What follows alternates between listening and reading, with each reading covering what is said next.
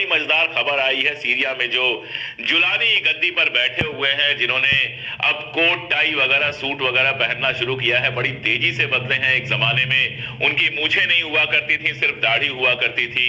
जब वो आईएसआईएस के मेंबर होते थे, कपड़े भी वैसे ही पहनते थे। बदलते बदलते कोट तक पहुंचे और अब बाकायदा कोट टाई लगाकर वेस्टर्न टाइप का दिखने की कोशिश कर रहे हैं। हो सकता है कुछ दिनों में दाढ़ी भी गायब हो जाए। खैर, तो जुलानी ने ईरान पर 300 बिलियन का कंपनसेशन डिमांड करने की बात की है कि हम ईरान से 300 बिलियन डॉलर का कंपनसेशन डिमांड करेंगे कि हमारी जमीन का जो उन्होंने उपयोग किया है और हमारे देश में जो हस्तक्षेप किया है, जो दखल किया है, उसके चलते 300 बिलियन डॉलर ईरान सीरिया को दे, ये डिमांड करेगा जुलानी। मजेदार बात यह है कि ये जुलानी इजराइल से कुछ मांगने को तैयार नहीं है। इजराइल से कोई कंपनसेशन नहीं मांग सकते, क्योंकि उन्होंने गोलानी भी कब्जा कर लिया है, माउंट हरमन भी कब्जा कर लिया है, सारे हथियार इनके खत्म कर दिए हैं, कई सारी बिल्डिंग्स तबाह कर दी हैं। लेकिन तब तब जुलानी ने कहा कि हम इजराइल से कोई लड़ाई नहीं लड़ेंगे, हम इजराइल से नहीं लड़ने वाले हैं। ये सब कुछ जो इजराइल ने तबाह किया है, अरबों खरबों के जो हथियार असद ने 20 बरस में इकट्ठा किए थे, वो एक रात में जुलानी के वक्त में खत्म हो गए। जिस जमीन तक आने की हिम्मत इजराइल नहीं कर पा रहा था, उस माउंट हरमन तक पहुंच गया, सीरिया की जमीनें कब्जा कर ली, सीरिया के हथियार नष्ट कर दिए। लेकिन 300 बिलियन का कंपनसेशन मांगा जाएगा ईरान से, नेतन्याहू से कुछ मांगने की हिम्मत नहीं होगी। आप जरूरत नहीं है मेरे कुछ कहने की, आप सब होशियार लोग हैं, आप समझ सकते हैं कि जुलानी किसके हाथों में खेल रहे हैं और क्या कर रहे हैं।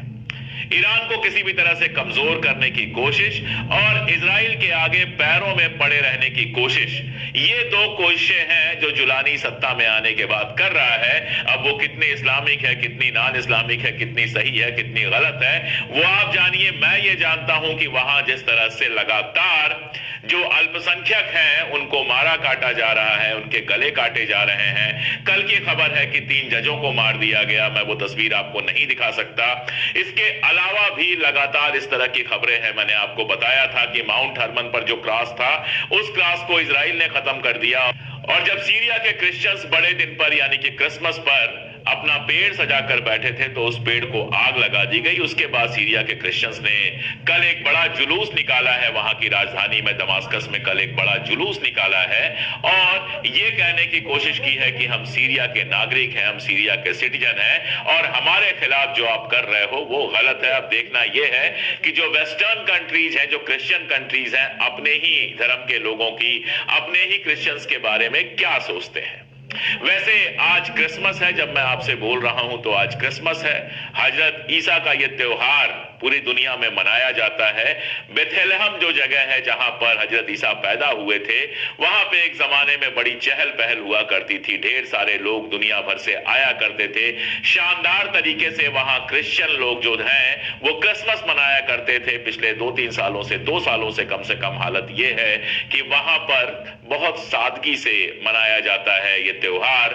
वहां एक जुलूस निकला था जिसमें लोग कह रहे थे कि हमें हत्याएं नहीं चाहिए, यहां पर शांति होना चाहिए। क्या माहौल है वहां का, आप इससे समझ सकते हैं कि नाजरत जो ननिहाल था, जहां की मैरी थी, और वहां से जेरूसलम जहां पैदा हुए थे ईसा मसीह, अगर वो दूरी तय करनी हो नाजरत से जेरूसलम आज के वक्त में किसी को जाना हो, तो 7 जगह उसको चेक करना पड़ता है। कई सारे पुराने गिरजे गिरा दिए इस लड़ाई में। गजा में जो पुराने गिरजे थे उनको गिरा दिया गया, लेबनान में कई गिरजों को तबाह किया गया।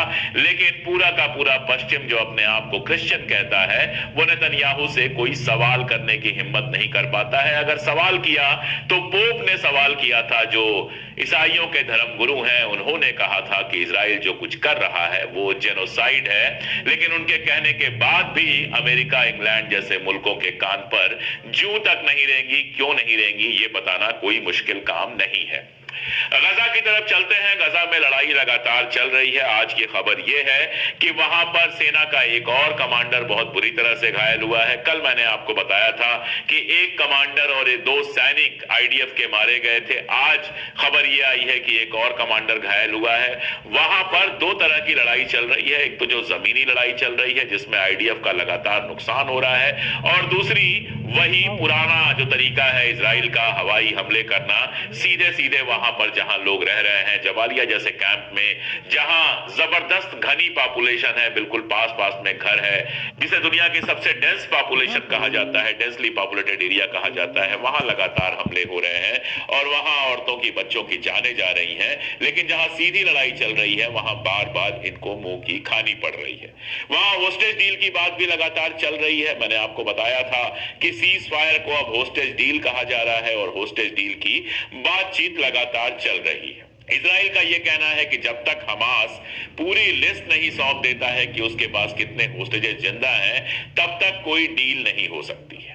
अब मैं आपको एक किस्सा सुनाता हूं। अभी वहां एक जांच चल रही है और जांच ये चल रही है कि एक घर में जहां 6 अगवा किए हुए लोग थे, 6 इजरायली जिनको अगवा किया था हमास ने, उनको जिस घर में रखा था उस घर पे आईडीएफ ने हमला किया और जानबूझ के 6 लोग जो होस्टेज थे उनको रिहा कराने की जगह मार दिया, क्योंकि रिहा कराना उनके लिए पॉसिबल नहीं था। हमास उनको लेके निकल सकता था, वो हमास के हाथ में ना रहे, खत्म हो जाए, उनके नंबर्स खत्म हो जाए, इसलिए कहा यह जा रहा है कि आईडीएफ ने अपने ही इजराइली 6 अगवा किए हुए लोगों को मार दिया और ऐसी खबरें बार बार आई हैं।